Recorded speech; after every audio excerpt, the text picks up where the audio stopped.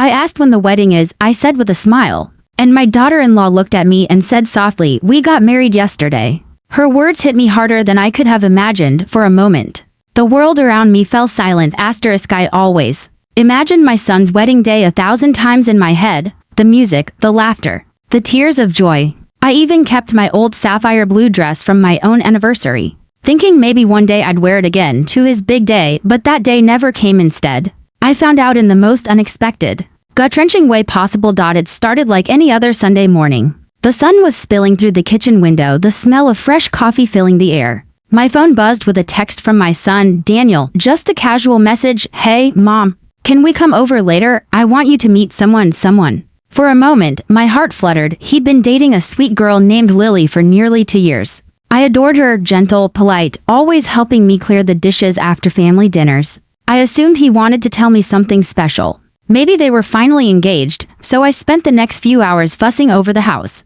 I baked his favorite pie, the same one I used to make when he was little. I even lit a few candles, just to make the place feel warm, celebratory. My heart raced with excitement and a touch of nerves when they arrived. I noticed something different. Lily looked radiant, glowing in a way that made my breath catch. Her smile was bright but nervous. Daniel stood beside her, holding her hand tightly. I laughed softly. Well, don't keep me waiting. When's the wedding? Lily hesitated, exchanged a look with Daniel, and then said it, calm, casual, devastating. Oh, we actually got married yesterday. For a second, I didn't understand. The words just hung there, floating in the air like smoke.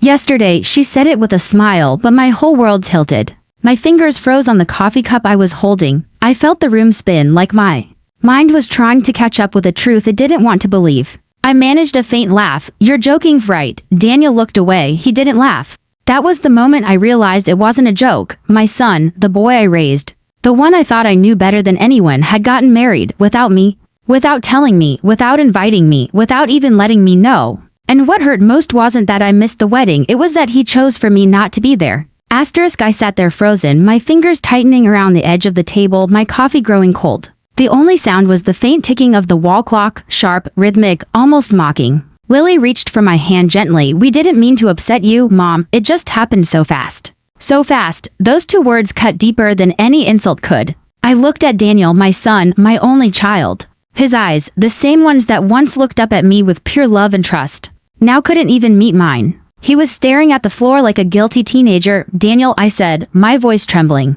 How could you? I would have done anything to see you get married. Anything, he sighed, rubbing his forehead. Mom, please, it wasn't like that. We didn't want a big thing, just something simple, I whispered. You call hiding your wedding from your own mother simple? My voice cracked, but I refused to cry. Not yet, not in front of them. Lily squeezed his hand, her expression caught between guilt and fear. It was a courthouse ceremony, she said softly, just us and a witness. We didn't think. I cut her off. You didn't think I'd want to be there? You didn't think a mother dreams of seeing her son take his vows? The air felt heavy. Daniel finally looked up, his eyes glistening, but I couldn't tell if it was regret or anger. He muttered, you would have made it complicated, Mom, you always do. That sentence hit like a punch to the chest. Complicated. I felt my throat tighten, my chest ache. Years of love, sleepless nights, scraped knees, late-night talks, and whispered prayers, all reduced to one cruel word. He stood up suddenly, like he couldn't bear the silence anymore. We didn't want drama. I just wanted to start fresh, Mom. You can be intense sometimes. My vision blurred for a moment.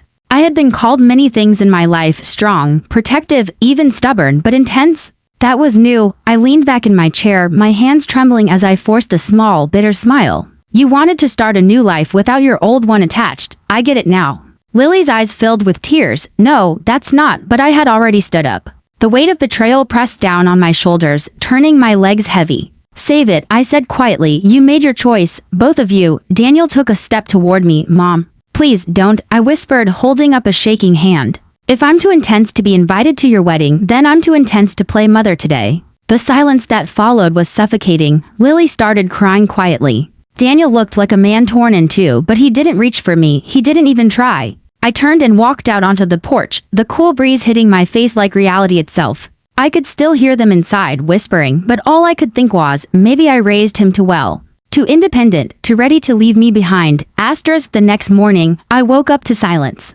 The kind that presses against your chest and refuses to let you breathe. My phone sat on the nightstand untouched.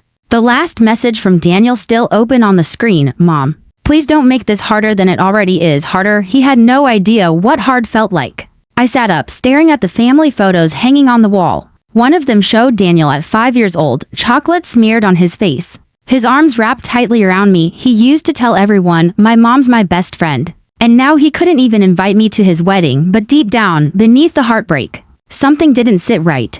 Daniel wasn't cruel, not truly. He'd always been thoughtful. If he hid something this big, there had to be more to the story. I decided I wasn't going to sit and drown in self-pity. I needed answers. I drove into town, to the little bakery Lily worked at before she and Daniel moved in together. I hadn't been there in months, not since she quit. The bell above the door jingled as I stepped inside. The young woman behind the counter looked up with a polite smile. Morning. What can I get for you? Actually, I said, trying to keep my voice steady. I was hoping to ask about Lily. She used to work here. The woman's smile faded slightly. Oh, Lily, yeah. She hasn't been around in a while. She hesitated. You're Mrs. Roberts, right? Daniel's mom? I nodded slowly, my pulse quickening. Yes. Why? The woman bit her lip, glancing around before lowering her voice. I probably shouldn't say this, but there were rumors before she left. About her and that older man who came by all the time. My stomach dropped. Older man, she nodded. Yeah, gray hair, nice suits, always picked her up after work. People thought it was her dad, but then someone saw them holding hands. The words hit me like ice water. Holding hands. I wanted to say it wasn't possible. That Lily would never. But something in my gut twisted violently. Did you ever get his name? I asked, my voice barely above a whisper. She frowned, thinking no, but I think I heard her call him Julian once. Julian. The room spun. My grip tightened on the edge of the counter, my knuckles turning white. Julian, my husband. My husband, the same man who'd told me he was too busy for date nights, too tired for romance, too old for passion. I mumbled something about needing air and stumbled out of the bakery. My vision blurred with rage and disbelief. No, it couldn't be true. Daniel's new wife, my daughter-in-law, had been having an affair with my husband. Suddenly, the secret wedding made perfect sense. They hadn't excluded me because I was intense. They were hiding from me, protecting themselves from a truth that could destroy us all. I gripped my steering wheel until my hands ached, my mind racing. If this was true, I needed proof. I couldn't confront them blindly, not yet. That night, I opened Julian's study door quietly. His briefcase sat by the desk, half open. Inside, beneath a stack of invoices and dull paperwork, was a small velvet pouch. My breath hitched as I pulled it open. Inside was a diamond bracelet, delicate, expensive, and definitely not mine. And tucked beneath it, a folded receipt from the jewelry store dated 2 weeks ago. The same day as Daniel's wedding. My world tilted. The truth wasn't just ugly. It was monstrous. I sank to the floor, the bracelet gleaming cruelly in the dim light. Julian had bought a wedding gift for her. Asterisk. I didn't sleep that night. I sat on the edge of the bed, the bracelet still in my trembling hands, its diamonds glinting like tiny, cruel eyes watching me drown in disbelief.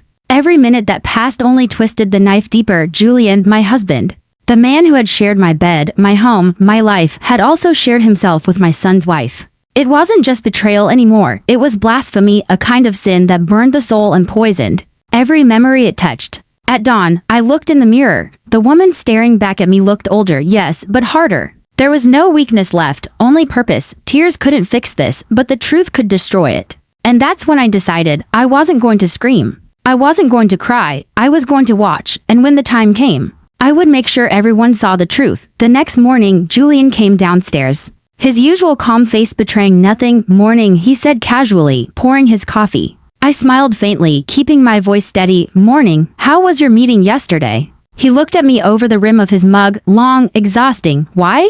Oh, nothing, I said lightly. I just wondered. You seemed happy when you came home. He froze for a fraction of a second, barely noticeable, but I saw it. That flicker of guilt. That heartbeat of fear. I turned away before he could see my smirk. Inside, I was shaking. But outside, I was calm, perfectly calm. As soon as he left, I texted Thomas, the same private investigator I had used before, the man who had once uncovered my husband's lies. I need you again. Same man. Different kind of betrayal. He didn't ask questions. He never did. By afternoon, Thomas had already sent me a message. He met someone at the Elmwood Hotel, room 203. I drove there myself, parking far enough away not to be seen. It felt like déjà vu, except this time, the pain was sharper because it involved my son. I walked through the lobby like a ghost, my heartbeat in my ears. The elevator ride felt endless. When I reached room 203, I stood outside for a moment, my hand hovering over the door. Then I heard it, laughter, hers, that light, tinkling laugh I used to find sweet. Now it was acid on my skin. I didn't burst in. I didn't need to. I simply slipped my phone out, hit record, and pressed it against the door. Their voices were clear. Careless. Julian, he still doesn't know. Lily, laughing softly, of course not. You worry too much. It's better this way. He gets me, and you get your quiet little life. Julian, he's my son, Lily. Lily, and you're my secret. I stopped recording, my hands trembling so hard the phone almost slipped from my grip. That was enough. Enough to destroy both of them. Enough to end this nightmare. When I got home, I backed up the recording, sent a copy to a secure drive, and stared at the screen. Every breath I took hurt, but under the pain was a strange calm, a deadly calm. The kind that comes before a storm. Julian came home late that night, whistling, humming to himself. He kissed my cheek. You're quiet today, he said. I smiled sweetly, meeting his eyes. Just thinking about family. He chuckled and disappeared into the shower. And as the water ran, I picked up my phone and sent the recording, not to him, not to Lily, but to Daniel. No message. No explanation. Just the truth. Minutes later, my phone buzzed violently. It was Daniel calling. I stared at the screen, my thumb hovering. Then I answered. His voice was shaking. Mom, what is this? I swallowed hard, my heart pounding. It's what you needed to know, sweetheart. Silence. Then the sound of him breaking. She with Dad? Yes, I whispered. I'm sorry. I could hear his breathing, jagged and uneven. Then, a choked whisper, I'm coming home. The line went dead. And in that moment, I knew nothing would ever be the same again. But I wasn't finished. Because the next move would be mine. The house was quiet that evening. Too quiet. I could feel the air humming with tension, like the heavy stillness before a thunderstorm. Julian was sitting in the living room, reading the paper, pretending everything was normal. But I could see it, his shoulders stiff, his jaw tight, his eyes flicking toward the clock every few seconds. He knew something was coming. He just didn't know what. I had spent the entire day preparing. Dinner was set. The table was perfect, candles, wine glasses, my mother's china. If a stranger had walked in, they would have thought it was a celebration. But tonight wasn't a celebration. It was an execution. At 7:45, I heard a car pull into the driveway. Julian looked up, surprised. Expecting someone? He asked, his voice light to casual. I smiled. Yes, family. The front door opened and Daniel stepped inside. His face was pale, his eyes red. Behind him, Lily, her hand clutched his arm, but her expression gave her away. Panic, pure, unfiltered panic. Julian stood up, color draining from his face. Daniel, he stammered. Son, what are you doing here? Daniel's jaw tightened. Why don't you ask her? The room felt colder suddenly. Lily stepped forward, her voice trembling. Daniel, please don't, he snapped. Don't you dare talk to me. He turned toward Julian, his eyes burning. How long? Julian blinked, stunned. What are you talking about? Don't lie to me. Daniel roared. He threw his phone onto the table. The recording started to play. Lily, he's my secret. Julian, he's my son. Lily, the sound filled the room like poison. Lily covered her mouth, sobbing. Julian's face crumpled into something between fear and shame. I just stood there, silent, watching it unfold, the destruction of everything I'd known. Daniel turned to me, his voice breaking. You knew, didn't you? I met his gaze, tears in my eyes. Yes, I'm sorry. I wanted you to hear it from them. He looked between us, shaking his head. My wife, my father, his voice cracked. How could you both do this? Julian stepped forward, his hands raised. Daniel, listen, it wasn't. Don't you dare try to explain. Daniel shouted, slamming his fist on the table so hard the wine glasses rattled. You betrayed Mom, you betrayed me. Lily fell to her knees, sobbing uncontrollably. It just happened. I didn't mean to. Daniel looked at her like she was a stranger. It didn't just happen, Lily, you chose this. He turned to his father. And you, he whispered, voice full of venom. You're dead to me. Double quotes. Julian reached out, desperate, but Daniel backed away. He walked toward the door, stopping only long enough to look at me. Mom, come with me. I hesitated. My heart ached, but I shook my head. Go, Daniel. I'll be fine. He searched my face, then nodded. I love you. When the door slammed shut behind him, the silence was deafening. Lily sat on the floor, broken. Julian stood there, pale and shaking, staring at the door like it had taken his soul with it. Finally, he turned to me. Juliet, he began, his voice hollow. You've ruined everything. I laughed, a bitter, trembling laugh. No, Julian. You ruined everything. I just made sure everyone saw it. He clenched his fists, his face twisted in rage. You think you've won? I took a step closer, my voice cold as ice. I didn't do this to win. I did it to end the lies. He stared at me for a long moment, then stormed out, slamming the door so hard the picture frames rattled. Lily stayed there, crying quietly. I looked at her, my heart strangely calm. You should leave, I said softly. You've taken enough from this family. She nodded wordlessly and walked out into the night. And just like that, 40 years of marriage, a lifetime of love and memories, ended in one evening of truth. I sat alone at the table, the candles flickering, the wine untouched. Outside, rain began to fall soft, relentless, cleansing for the first time in months. I didn't feel anger. I didn't feel grief. I felt free. The next morning, the storm had passed, but not just outside. The house was quiet, stripped of voices, laughter, and lies. Only the faint smell of last night's dinner lingered in the air, mingling with the scent of rain through the open window. Julian's side of the closet was empty. His suits, his watches, even his favorite cologne, gone. He'd packed up his life in silence, leaving nothing behind except the hollow echo of betrayal.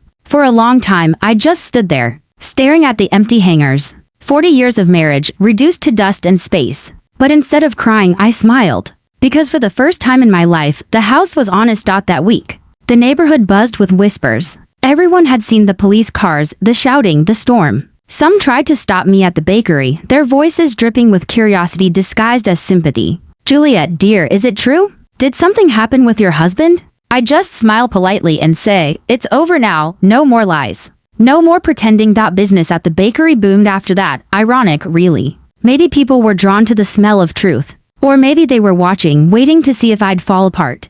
But I didn't. I rose. One afternoon, I got a call from Daniel. His voice was softer than I remembered. Mom, he said quietly, I'm in therapy. Trying to process everything, I felt a swell of pride and sadness all at once. That's good, sweetheart. I'm proud of you. There was a pause. Then he said, I'm sorry I didn't see it sooner. You must have felt so alone. I closed my eyes. I did, but I'm not anymore. He hesitated.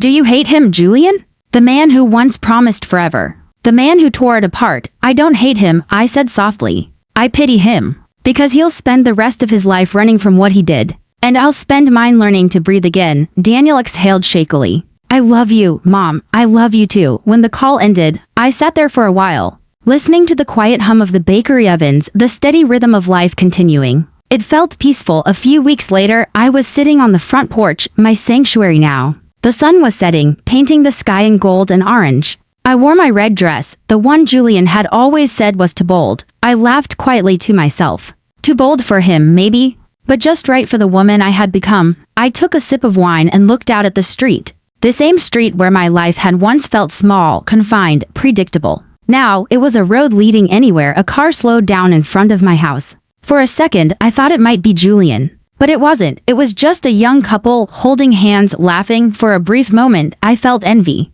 Then, just warmth. Because I knew something they didn't. Love without honesty isn't love. It's theater. And I was done being part of the act. As the last rays of sunlight touched my face, I picked up my camera, the one Daniel had given me years ago, and hit record. Hey everyone, I said, my voice calm but strong. If you've followed my story this far, thank you. It's been painful, yes. But it's also been freeing. I smiled, letting the golden light catch the edges of my hair. Sometimes life doesn't end the way you imagined it would. But endings aren't always tragedies. Sometimes they're the first page of a better story. I paused, looking into the lens. Straight into the hearts of everyone who'd ever been lied to, broken, or forgotten. If you've ever been betrayed, I want you to remember this. You can rebuild. You can start again. You can still glow, even after the fire. I raised my glass slightly, my voice steady and sure. Here's to truth. And to freedom. Then, with a soft smile, if you liked my story, don't forget to subscribe. Tell me in the comments where you're watching from. I want to know how far this story of healing has traveled. I ended the recording. The porch light flicked on as dusk settled in. And for the first time in years, I felt whole.